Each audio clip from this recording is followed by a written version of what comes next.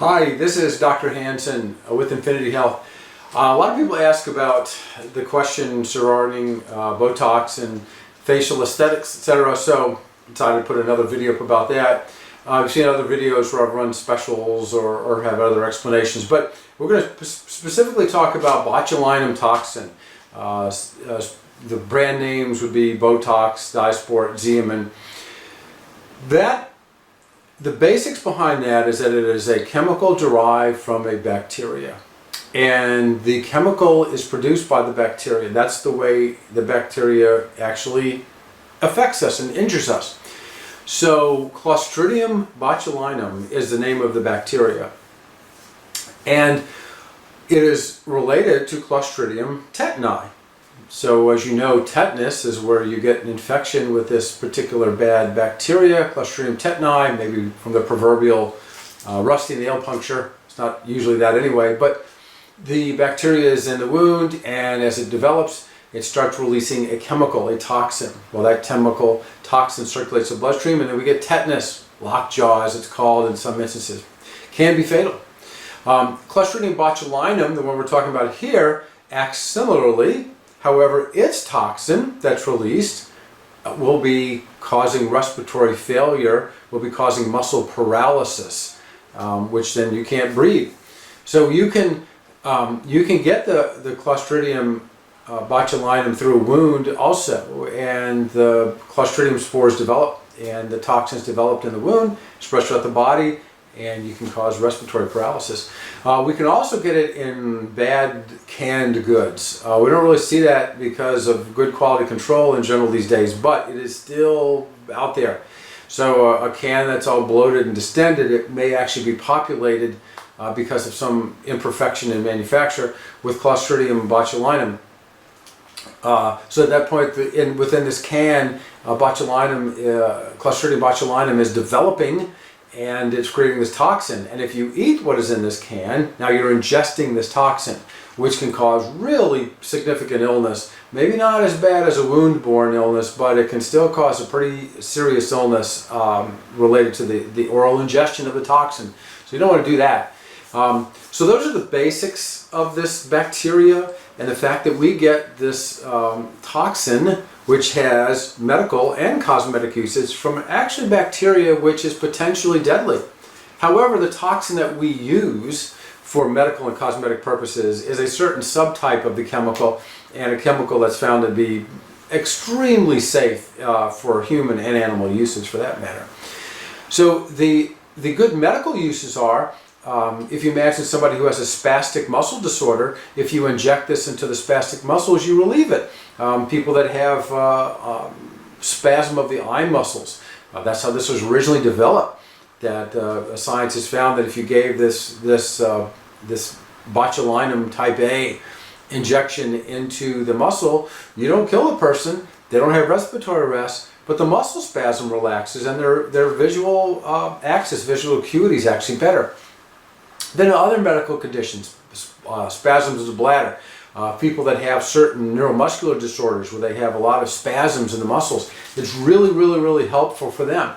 Migraines, we see where people that have intense muscular contraction about the head, the scalp, the neck, and the back, that we find out that given injections there can actually help migraine treatment. Now, it's not that wonderful a product for that, but it actually does really help some people.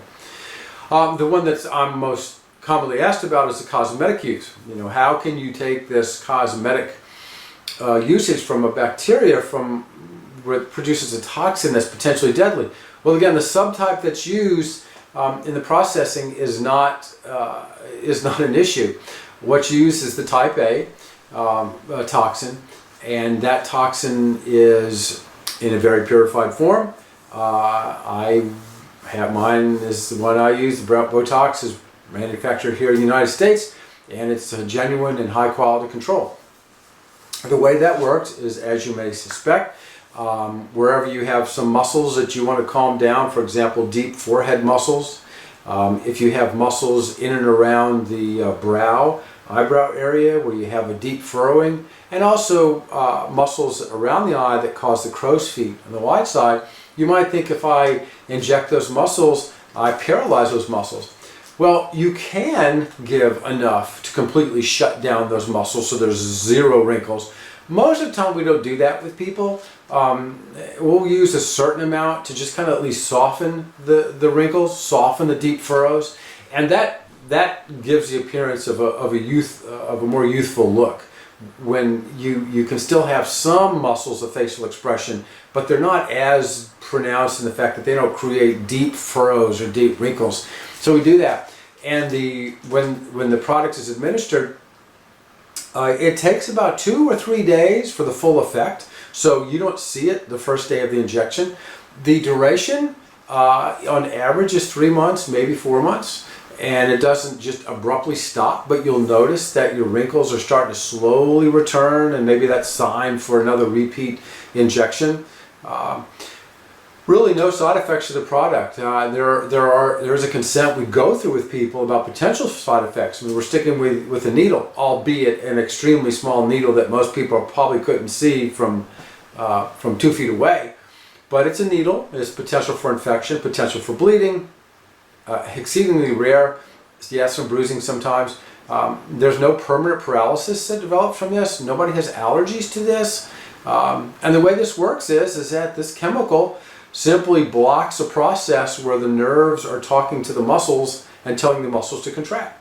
So even if you want to squinch your muscles really tight, because you have the Botox, or botulinum type A, present, it's going to be next to impossible to actually forcibly contract any muscle that's affected. So it works really smoothly and nicely, and touch-ups can be given. So anyway, that's just a brief story about how we got to today with Botox, Xeum, and Dysport, from all the way from a potentially lethal bacterial infection.